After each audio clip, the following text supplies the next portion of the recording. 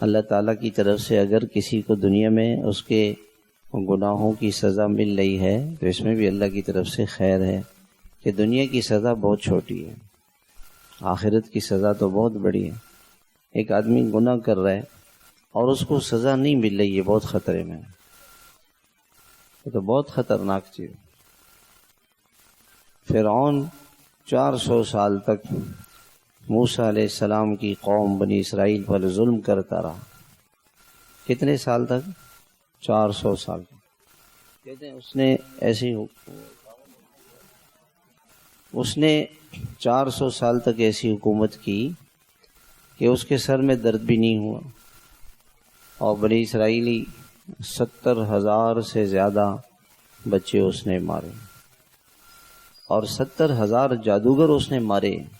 موسیٰ علیہ السلام کے ساتھ جن جادوگروں نے مقابلہ کیا اور وہ ایمان لے آئے، 70,000 جادوگروں کو اس نے ایک دن میں مارا تھا۔